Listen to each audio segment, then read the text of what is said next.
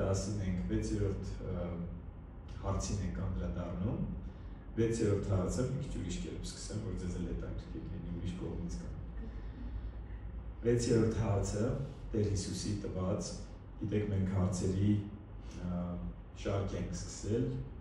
Տեր Հիսուսի տված հարցերն ենք ուսումնասիրում եւ խորագիրը կոչվում է ինչ կպատասխանեիր, այսինքն դու ինչ կպատասխանեիր այդ հարցին։ Եվ 6-րդ հարցը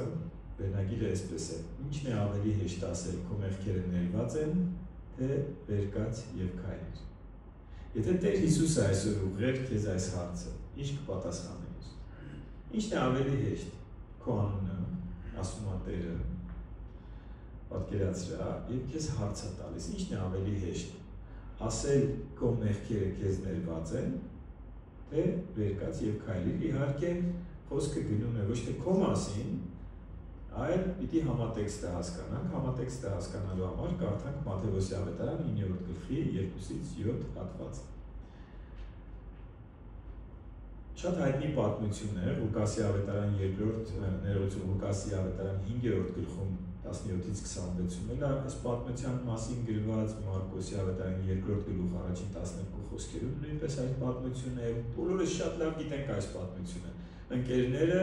իրենց ընկերոջը, որ անդամալույց էր, բերում են, որ Տեր Հիսուսը բժշկի։ Եվ գրված է, ահա նրա մոտ բերեցին մի անդամալույցի, որ պառկած էր մահճի մեջ։ Հիսուսը նրանց հավատը տեսնելով անդամալույցին ասաց. քաջալերվիր, որտեղ քո մեղքերը քեզ ներված են։ Իրեն բերողների, իր ընկերների հավատքը տեսնելով այս անդամալույցին ասաց. քո մեղքերը քեզ ներված են։ Հետագան որ կարդանք, կտեսնենք, որ այնտեղ օրենքի գիտակներ կային, դպիրներ, որոնք շատ բարկացան, որովհետև իրենք շատ լավ գիտեն, որ մեղքերի ներում կարող է շնորհել միայն Աստված։ Որովհետև մեղքը Աստծու դեմ գործած հանցանք է, եւ մեղքը կարող է ներել նա, ում այդ հանցանքը ցավեցրել է, վնասել է։ Եվ քանի որ մեղքը, սա այստեղ էլ շատ լավ հայտնություն կա, մեզանից յուրաքանչյուրի գործած մեղքերը ցավեցնում են առաջին հերթին Աստծուն։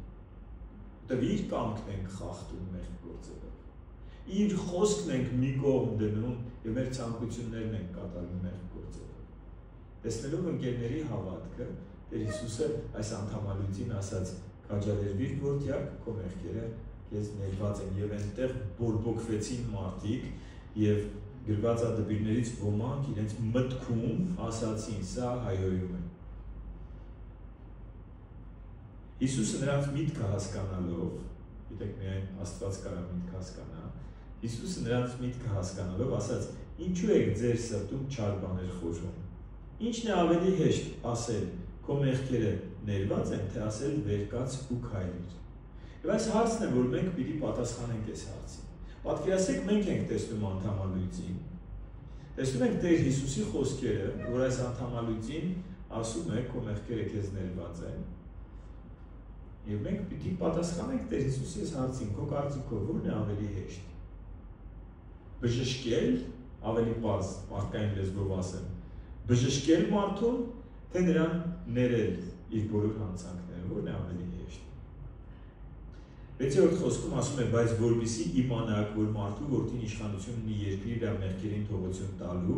այդ ժամանակ անդամալույցին ասաց. վեր կաց, մահիճը տար ու քո տունը գնա։ Նա վեր կացավ եւ իր տունը գնաց։ Եվ ժողովրդի բազմությունը տեսավ, զարմացավ, փառավորում էին Աստծուն, որ մարդկանց այդպիսի իշխանություն են տվել։ Տեսան իշխանություն։ Երեք կետ եմ իմ մոտ նշել այս կարճ ուսուցման մեջ եւ հարցերի տեսքով։ Ինչ կապ ունի բժշկությունը մեղքերի ներման հետ։ Երկրորդ, ինչ իշխանություն ունի Տեր Հիսուսը։ Այստեղ մենք սովորում ենք նրա ունեցած իշխանության մասին։ Եվ ինչ նպատակ ուներ այս բժշկությունը,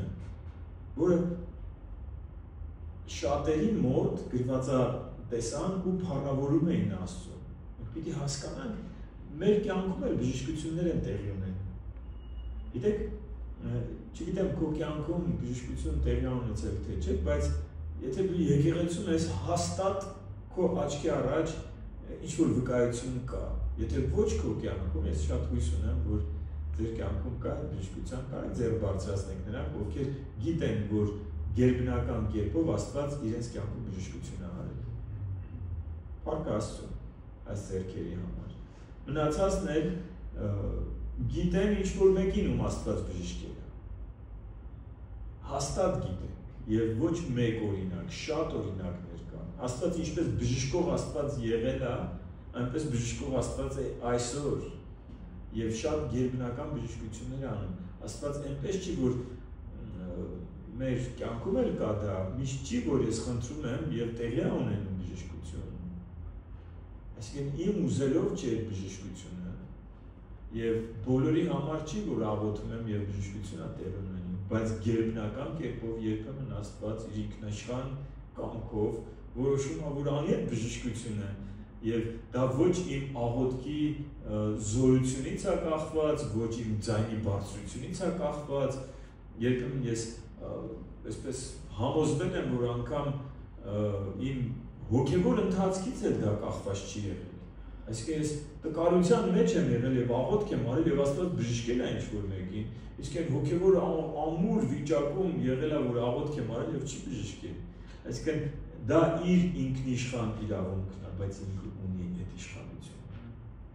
Եվ ինքը այդ իշխանությունը գործադրում է։ Մեզ էլ սովորեցնում է խնդրենք։ Եվ շատ առաջին դասը, որ սովորում ենք այստեղից, ընկերների հավատքը տեսնելով ասաց այս անդամալույցին։ Եվ մենք պիտի այդ հավատքը ունենանք։ Հիմա որն է հեշտ։ Բժշկելը, թե մեղքերները։ Ինչ կպատասխանեիր։ Քո կարծիքով։ Ինչ ես ուզում դու տեսնել, այս հարցը Տերը չի տալիս, որ մենք մտածենք, ասենք որն է հեշտ։ Ինքը այլ բան է ասում, ինչ եք ուզում դուք տեսնել։ Ինչի համար եք հավաքվել։ Բժշկության համար։ Կանեմ այդ բժշկությունը, բայց դրանից կարևոր բան կա, մարդու փրկությունն է։ Տերը սա է սովորեցնում, որ ասում է ինչն է ավելի հեշտ։ Եվ հետո ասում է, որպեսզի իմանաք, որ մարդու որդին երկրի վրա իշխանություն ունի մեղքեր ներելու, հիմա ձեր աչքի առաջ կբժշկեմ իրան։ Բայց դուք մի բան հասկացեք, ես եկել եմ, ոչ թե որ դուք առողջ ապրեք այս կյանքը ու գնաք դժոխք, որովհետև կապրեք ձեր ուզածով, այլ որ դուք փրկություն ունենաք։ Ես եկել եմ, որ դուք փրկվեք, ձեր մեղքերից ազատագրվեք, ապաշխարեք չար ընթացքից, ապաշխարեք սեփական պատկերացումներով հավատքի կյանք ապրելուց, ապաշխարեք որ ասում են ես իմ Աստվածն ունեմ, ապաշխարեք ձեր Աստվածն ունենալուց եւ դառնաք Աստվածաշնչի Աստծուն, որ իմանաք Քրիստոսը մեղքեր ներելու իշխանություն, որքան էլ շատ լինեն քո մեղքերը, որ դու ապաշխարես ինքը բոլորին ջնջելու է։ Այսօրվա իմ ընթերցանության ժամանակ, եթե չեմ սխալվում, հիշեմ Միքիա մարգարեության, տեսնեմ Միքիայի 7-րդ գլուխ 19-րդ խոսքներ, ասում է մեզ գթալու է Տերը եւ շատ հետաքրքիր ասում է մեր բոլոր մեղքերը դու ծովի խորքերը կգցես, մեր բոլոր մեղքերը ծովի խորքերը կգցես։ Եսայան ասում է, Եսայան չի ասում, Աստված ասում Եսայի մարգարեության մեջ ասում է, եթե ձեր մեղքերը կրկնակի կարմիրի պես լինեն, ձյունից էլ ճերմակ եմ անելու։ Եվ Աստված կմաքրի բոլոր մեղքերը, երբ որ մարդը ապաշխարում։ Որն է հեշտ։ Բժշկությունը։ Գիտեք, եթե ինձ հարցներ Տերը, անկեղծ ասած ես կասեի ինչ եմ մտածում, իր համար ամեն ինչ էլ հեշտ է, համար դժվար բան չկա, բայց բժշկությունը իր ինքնիշխան կամքն է, որոշեց, բժշկեց։ Ներումը, ներման համար պետք է մեր համագործակցությունը, որ կոչվում է ապաշխարություն։ Եթե մենք ապաշխարող սիրտ չունենք, մենք չենք կարող ներումը ընդունելուց հետո էլ հիշում եք Տերը ասում էր, երբ որ մի տուն մաքրվում է, դատարկ է մնում, հետո ավելի վատ է լինում, չար է լինում, ավելի չար է լինում իր ընթացքը, եթե մաքրվելուց հետո դու չապրես հոգով լցված կյանք, այդ քո ապաշխարությունը մաքրվելը մի վայրկյանում հասնելու է, հաջորդ պահին ուրիշ մեղքեր կգործես եւ ավելի վատ իրավիճակում կհայտնվես։ Գիտեք, այստեղ խոսք է գնում աստվածային զորության եւ աստվածային իշխանության մասին։ Զորությունը բժշկություն անում, իշխանությունը իրավունք ունի մեղքեր ներելու։ Նա իրավունք ունի մեղքեր ներելու։ Տիրոջ համար կարևոր է մարդու փրկությունը։ Ես գիտեմ, որ բժշկությունը մարդու համար շատ կարևոր է, եւ մենք հավատում ենք աստվածային գերբնական բժշկությանը, բայց Տեր Հիսուսը ուսուցանում էր, որ ավելի լավ է առանց մի աչքի, առանց մի ձեռքի երկնքի արքայության արժանանաս, քան առողջ գնաս դժոխք։ Այսինքն Տիրոջ համար քո բժշկությունը չի գերնպատակը։ Տիրոջ համար քո ապաշխարությունն է գերնպատակը։ Ինքը իր գթասրտությունով բժշկելի է։ Այդ մարդուն էլ բժշկեց։ Բայց այս հարցը պիտի հնչի մեր ականջների մեջ, որն ավելի հեշտ ըստ ձեզ։ Ինքը ուզում էր սկզբից ապաշխարության մասին խոսար, եւ լավ կլիներ, որ այնտեղ հավաքվածները ասեին, որն է հիմքը մեղքերի ներման, օրինակ ինչպես եղավ, որ այս մարդու մեղքերը ներվեց, չգիտեմ, հարցեր տային, ինչ անենք, որ մեր մեղքերը ներվի, եւ կարծում եմ Տեր Հիսուսը գեղեցիկ ուսուցում, մի կարևոր ուսուցում այդտեղ կփոխանցեր։ Երբ որ մարդիկ հետաքրքրված լինեին սրբության կյանքով, հասկանային ինչ է մեղքը, ինչի նկատի ունի Տերը մեղք ասելով, սովորեցրում ես, չէ՞ որ աշակերտները գալիս էին ասում են վարդապետ, սովորեցրում ես, ինչ հրաշալի կլիներ, Տերը թեմա էր սկսել, քո մեղքերը քեզ ներված են։ Հիշում եք 38 տարվա անդամալույցին, որ բժշկեց, ասեց գնա ու այլևս մեղք մի գործիր, որ ավելի չար բան քեզ չպատահի, այսինքն ինքը մեղքը եւ հիվանդությունը իրար հետ փոխկապակցված են։ Սա չի կարելի ասել մյուս ծայրահեղության մեջ չընկնենք, որ ամեն հիվանդություն մեղքի հետևանք է։ Մենք գիտենք Պողոս առաքյալի հիվանդությունը, օրինակ, որ մեղքի հետևանք չէր, այլ իրեն պահում էր, օրինակ, հպարտանալուց։ Հիվանդություններ կան, որ ընդհանրապես գրված չի, որ մարդ էր, վարակվել էր, հիվանդացել էր, բժշկվեց։ Կամ Տիմոթեոսը Ստամոքսի ցավ ուներ, Պողոս առաքյալը խորհուրդ է տալիս այն ժամանակ գինիով ջուրը Մարիա զերծում էին եւ ասում է սա շատ ընդունված էր եւ ասում է միայն ջուր մի խմի, որովհետեւ Եփեսոսի ջուրը ես եղել եմ Եփեսոսի ավերակները տեսել եմ եւ այնտեղ այն ժամանակների համար բարձր տեխնոլոգիաներով հեռու տեղից այսպես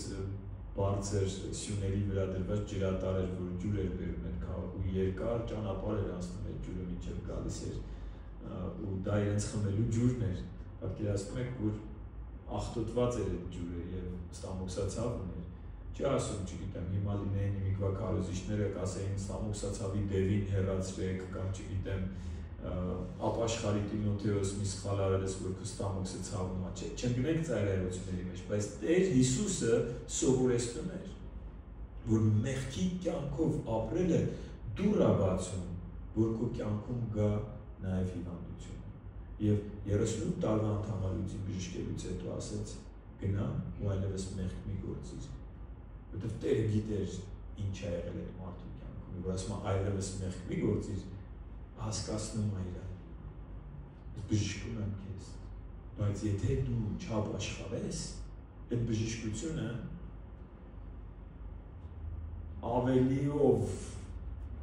չեզոքանալու, այսինքն ոչ միայն բժշկությունն անցնելու, այլ ավելի չար բան է պատահել, ինչ չար բան կարող պատահել, քան 38 տարի անդամալույց լինել։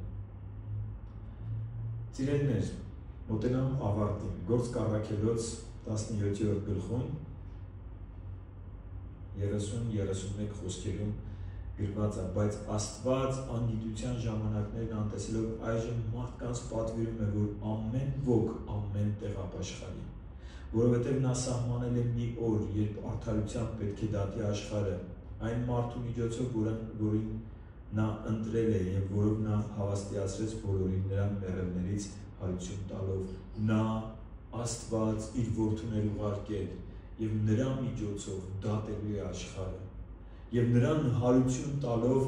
կնքեց ճշմարտությունը, այսինքն հարությունը Քրիստոսի խոսքերի ճշմարիտ լինելու կնիքն է։